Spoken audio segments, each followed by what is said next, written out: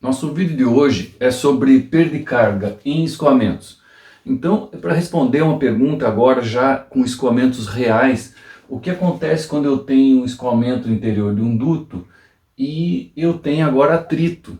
Então, o que vai acontecer com as pressões? É isso que a gente vai tentar responder. Quando a gente trabalhava sem perda de carga, né, aplicava Bernoulli simples entre 1.1 e 1.2 desse escoamento, né? E aqui nós tínhamos, né, o termo pressão, o termo de energia cinética, o termo de altura, né? Não coloquei, mas tem uma altura aqui. Era igual isso somado dá a energia que esse fluido tem nessa região. Nós dizíamos que essa energia é igual à energia aqui no ponto 2. Então, isso aqui como se fosse a nossa energia de um lado é igual à energia aqui na saída 2 do outro lado. Isso eu posso modificar essa equação, já vou fazer aqui direto. Se um é igual ao outro, eu posso fazer isso menos isso é igual a zero, certo? Mas quando eu tenho perda de carga, a energia daqui não é daqui. Eu tenho perda de energia devido ao atrito do fluido com a superfície do duto, entre o fluido, e eu vou ter uma redução da minha energia aqui. Então a energia 2 é menor, então não é mais igual a zero. Isso aqui é igual a uma perda, né, de energia, um valor. Essa perda de energia é chamado muitas vezes de perda de carga. Então é isso que a gente vai ver, quanto que vale essa perda de carga. Os livros aí que a gente segue chama essa perda de carga como H de altura, o que está relacionado com altura, LT, lost total, ou perda de carga total. Mas essa perda de carga, ela é distribuída ao longo do duto, mas também eu posso ter aqui um registro, uma união entre dois canos, e aí eu tenho pequenas irregularidades que fazem perder mais energia, uma curva, um joelho, cotovelo, etc e tal. Então, divide-se essa perda de carga total em duas, só para a questão de estudar. Uma é uma perda de carga só do duto, ou seja, distribuída ao longo da canalização, e mais uma perda de carga que é localizada, ou seja, quando eu tenho acessórios, então chama perda de carga de acessórios ou perda de carga localizada. Então, a distribuída ao longo da canalização e as localizadas nos acessórios, uniões, curvas e válvulas. Alguns livros chamam isso aqui de HL e isso aqui de HLM, mas depende o autor. Então vamos pensar juntos quais são as variáveis que correlacionam com essa perda de carga distribuída ao longo da canalização.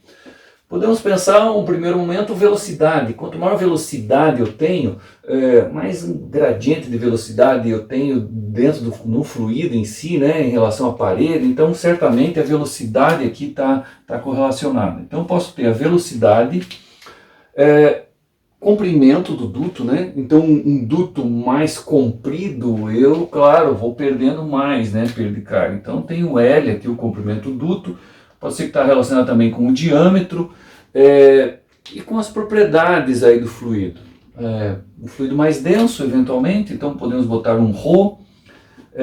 Um fluido mais viscoso, vai ter mais, né, dificuldade desse fluido passar. Então certamente aí está μ, né? A viscosidade, o que mais? Temperatura, podemos botar aqui temperatura, pressão. Outro, rugosidade, um cano mais rugoso certamente tem mais dificuldade, né? Perde mais energia de passar aqui, o escoamento. Então vamos botar aqui rugosidade, mais ou menos podemos pensar dessa maneira, né? Tantas variáveis, podemos reduzir um pouco essas variáveis. E já temos aqui, ó, temperatura e pressão, elas vão influenciar diretamente aqui na viscosidade, na densidade, né? Então já está incluído aqui. Velocidade, diâmetro, não lembra alguma coisa? Não lembra isso aqui? Reynolds? Rho, V, D sobre Mi, opa, e já entrou aqui, ó, densidade, etc.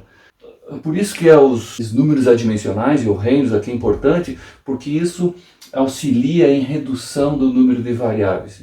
Então, tudo aquilo foi reduzido nessas variáveis. Aqui está a velocidade, comprimento, diâmetro e criado aqui um F, que é um fator de perda de carga. Esse fator de perda de carga, ele, se é laminar o escoamento, ou seja, Reynolds menor do que 2,300, esse F é igual a 64 sobre Reynolds. Se o Reynolds for maior do que 2,300, eu já tenho escoamento turbulento e eu não tenho uma equação como essa. Eu tenho um diagrama, chamado diagrama de Moody.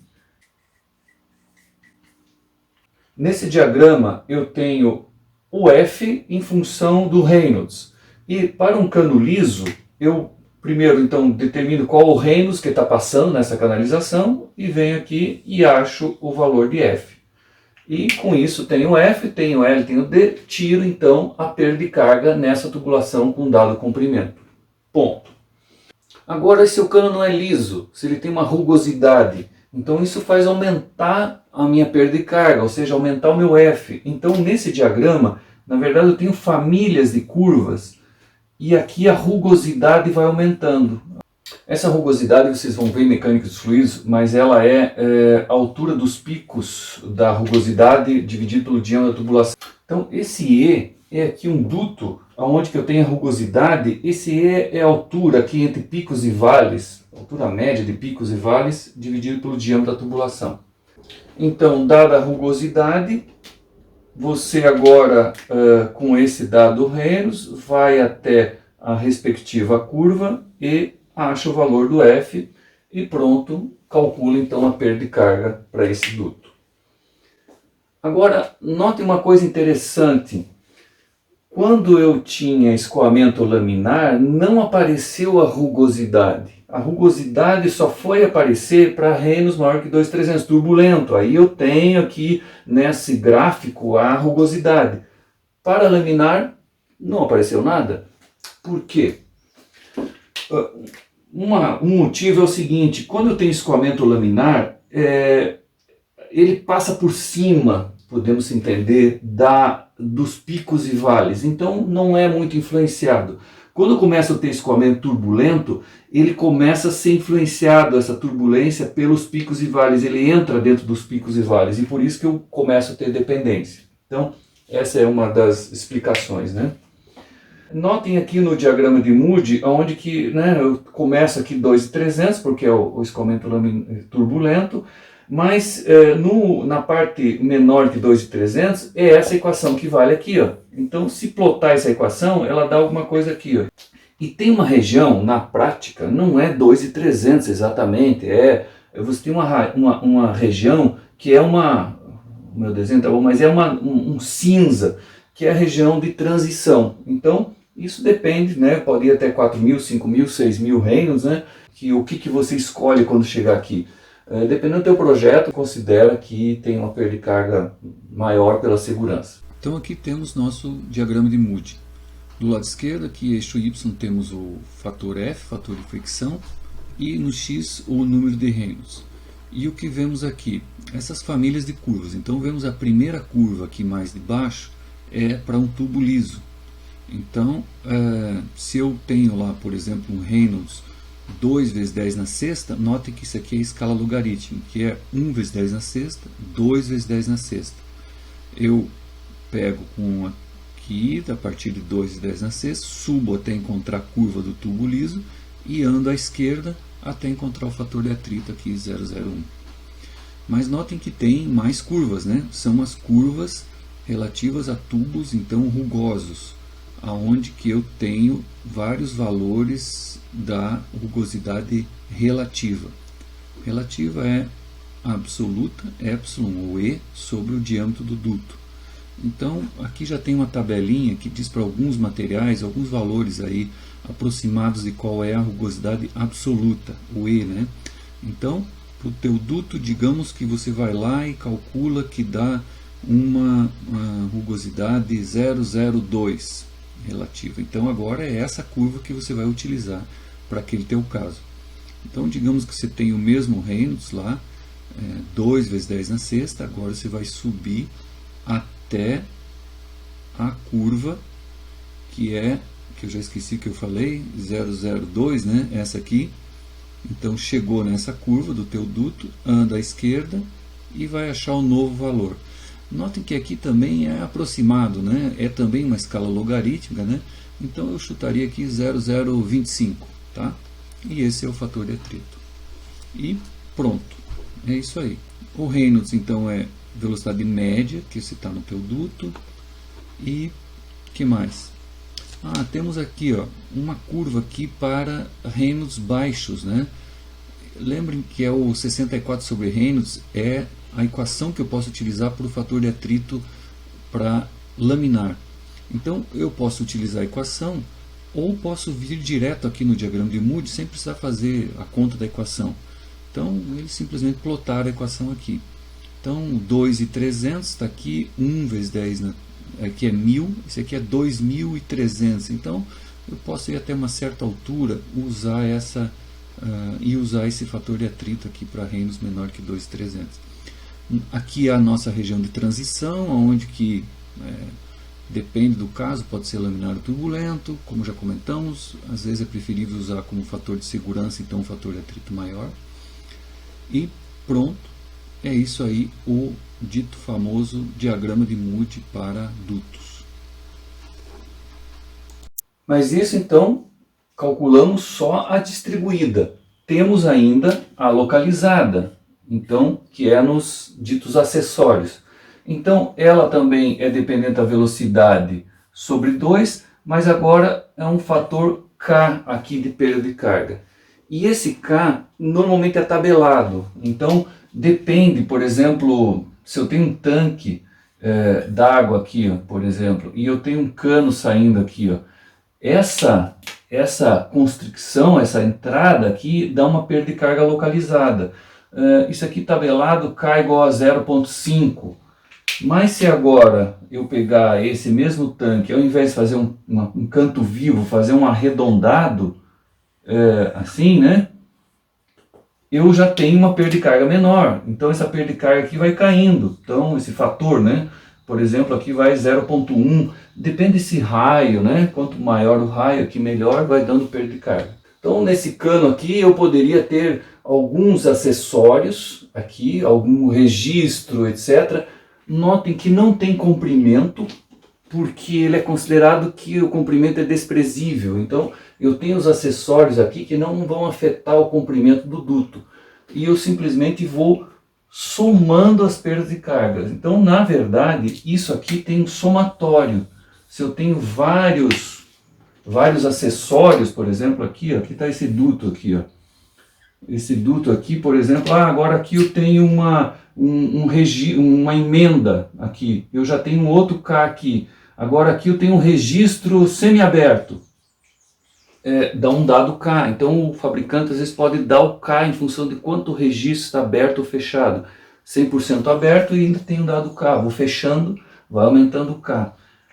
Aqui eu tive um joelho, uma curva, alguma coisa, dá um dado K. E aí eu vou somando então todos dos acessórios. Agora, uma outra dúvida, qual a velocidade? A velocidade é a velocidade que passa no acessório. E essa velocidade? É velocidade 1 ou 2? Eu tinha feito um errinho, estava 1 aqui, é 2, né? Óbvio, dessa parte aqui. E essa aqui, essa velocidade do distribuída, será que essa velocidade é 1 ou é 2 ou é diferente? É a velocidade que está no duto que eu estou avaliando, que tem um certo diâmetro. Mas, no nosso caso, se esse duto tem diâmetro constante, V1 é igual a V2, que é igual à velocidade que está passando em qualquer ponto desse escoamento. Pergunta, mas se tem perda de carga, aqui tem mais pressão, a velocidade aí não é menor aqui? Pensem essa. Resposta é o seguinte, não. Mesmo que vai aumentando a pressão aqui, não vai freando o fluido. Por quê? Porque na nossa consideração nós estamos trabalhando com fluidos incompressíveis. Então, Rho V1A1 igual a Rho V2A2. Se o Rho não varia e o A não varia de entrada e saída, a velocidade também não varia. Então tudo que entra aqui sai lá, toda vazão que entra aqui sai lá, toda velocidade de entrada igual a velocidade de saída. Isso é essa nossa consideração. Então, nesse caso, V1 igual a V2, que é igual a V, né? Poderia botar um só aqui. Mas eu tenho casos onde que, eventualmente, eu tenho aqui uma redução do meu diâmetro da canalização. Então, quando eu tenho uma redução, opa, já vou ter aqui um K aqui dessa redução, né? Que já vou ter que calcular que vai ter uma perda de carga nessa redução. Tem tabelas para isso. Mas o que eu vou fazer então? Eu vou dividir a perda de carga nesse trecho e aqui eu tenho outra perda de carga. Então, na real, isso aqui é um somatório, aonde que eu teria no trecho A, né, um A aqui e um trecho B. Aí eu calcularia qual é a velocidade do trecho A, a velocidade no trecho B, os respectivos diâmetros, etc. E por isso, então, sempre é um somatório. Eu vou picando, né, dividindo a minha canalização em pedaços e fazendo assim mesmo com os acessórios. Vou colocando aqui, somando todos os acessórios que eu tenho. Vocês vão ver mecânicos fluidos, muitas vezes não é dado, por exemplo, em curvas de canalizações ou em emendas aqui, não é dado o K dela. O fabricante só diz, olha, essa minha junção, ela dá uma perda de carga equivalente a 2 metros de canalização. Então, ele dá um L equivalente. Isso então facilita na hora do cálculo que, se você tinha aqui um cano de 10 metros e aqui tinha essa união, você soma mais 2. Então você calcula como se fosse 12 metros e acabou. Não precisa fazer esse cálculozinho aqui para essa emenda aqui, né? Então esse L equivalente é dado. Vocês vão ver isso com mais profundidade, certamente no curso de Mecânica dos Fluidos. Mas afinal, para que se faz isso tudo? Para que esses cálculos todos? Querem ver um exemplo? Digamos que você vai estar trabalhando num projeto onde você quer dimensionar uma bomba que você vai colocar aqui. E você quer saber qual é a pressão de saída, ou seja, qual é esse P1 aqui, é a tua variável que você precisa saber. Então, conhecendo isso aqui tudo, conhecendo a vazão que você quer, que é dado de projeto, etc., o tipo de cano, etc., você calcula essa parte da equação, então está conhecido, você tem altura, você tem velocidade, você tem essa pressão aqui na saída, etc., tem essa velocidade aqui na entrada, sai a pressão aqui no ponto onde que você quer colocar essa bomba. Se isso aqui for jato livre, aqui é uma saída aqui do jato livre, você quer fazer esse dimensionamento, qual é essa pressão aqui? Já falamos sobre isso num vídeo, né? Nós vamos ver isso, não desista de assistir, nós vamos ter um experimento agora e onde a gente vai visualizar qual é a pressão aqui na saída. Isso é feito, depois lá explicado, é colocado vários caninhos aqui, ó, e esse aqui é cheio d'água, quanto a água sobe aqui nesse caninho, ρGH dá a pressão. Então com os vários caninhos a gente vai ver a distribuição de pressão ao longo de uma canalização. É bem interessante. E para finalizar, aproveitar que está aqui a equação, vocês vão ver em alguns livros, isso aqui tudo é dividido por G. Então aqui fica G, G aqui, corta, e aqui também vai aparecer um G, né?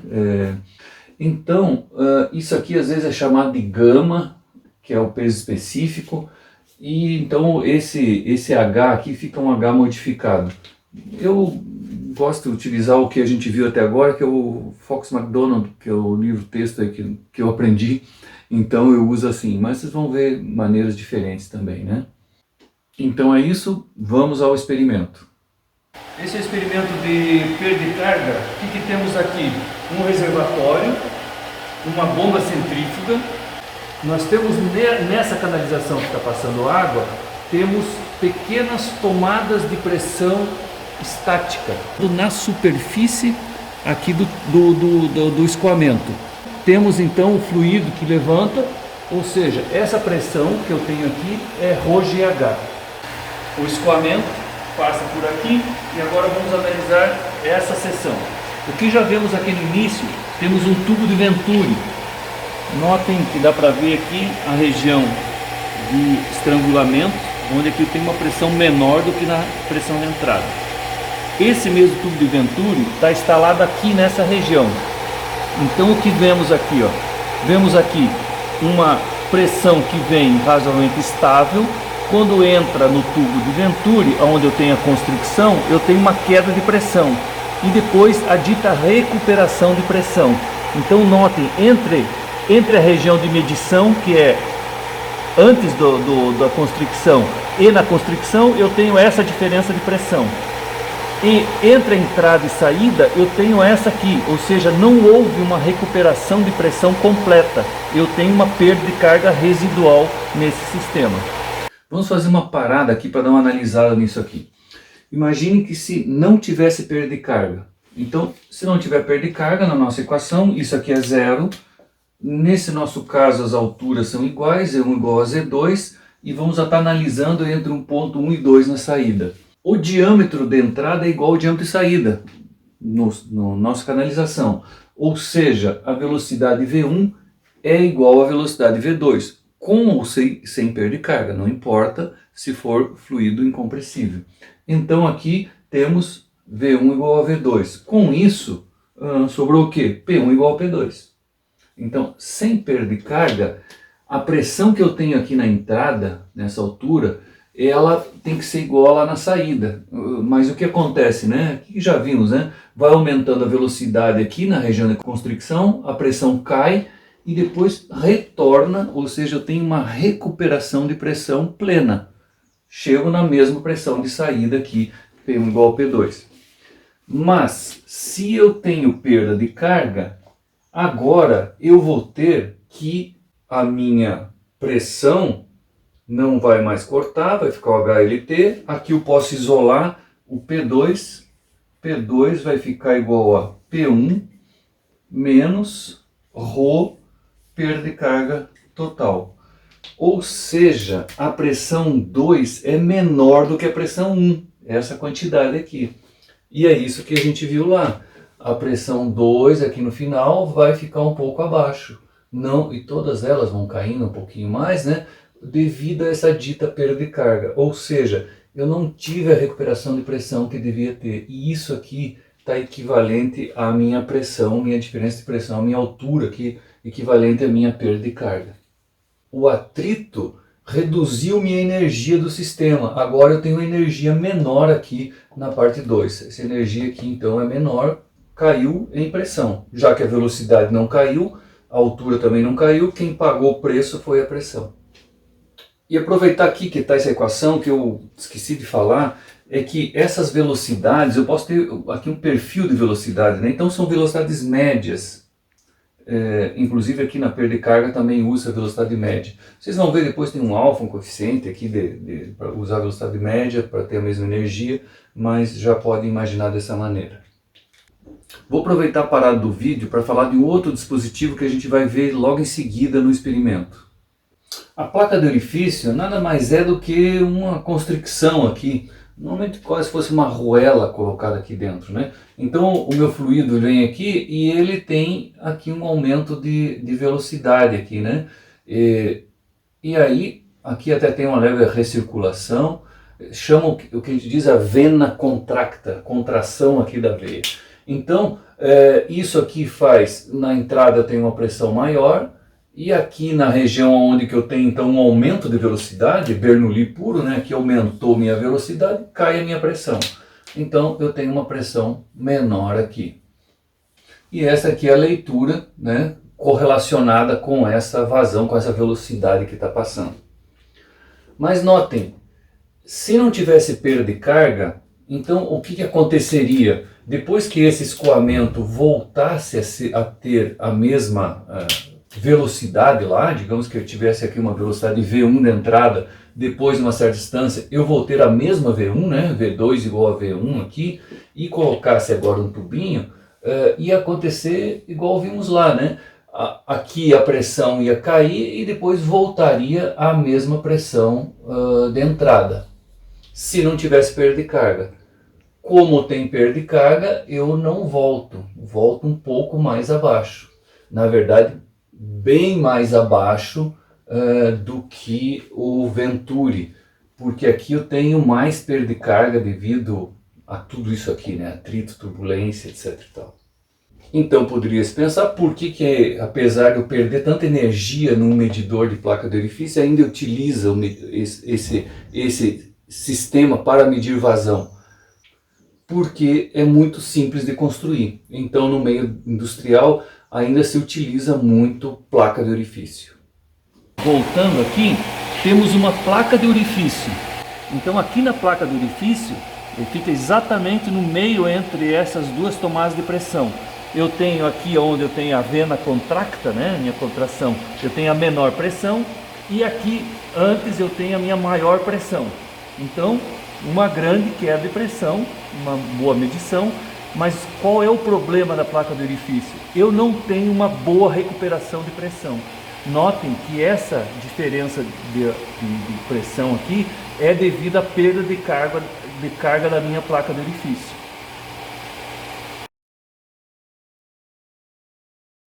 Então, o que a gente vê aqui?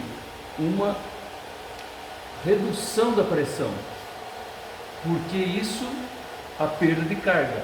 Então eu tenho perda de carga, essa perda de carga, ela me faz cair a pressão. Aqui tem um registro, está semi-aberto. O que eu vejo então, continua a perda de carga, e se eu projeto as duas linhas, eu vejo a perda de carga que esse registro impõe no sistema. Notem aqui, se eu for abrindo ele, eu diminuo a perda de carga. Eu vou abrir 100%. Notem, aqui já está aberto 100% aberto. Mesmo aberto 100%, eu ainda tenho uma perda de carga residual, com ele 100% aberto. Então, continuando, o que eu vou ter aqui? Caindo a pressão, caindo, uma reta. Notem que é uma reta, é linear a queda de pressão. E aqui, o que vemos é, indo isso aqui, essa reta projetando, vai dar exatamente no final, que é um jato livre. Esse jato aqui está a pressão atmosférica. Então aqui provamos que a pressão estática na saída de uma tubulação em jato livre é igual a PATM.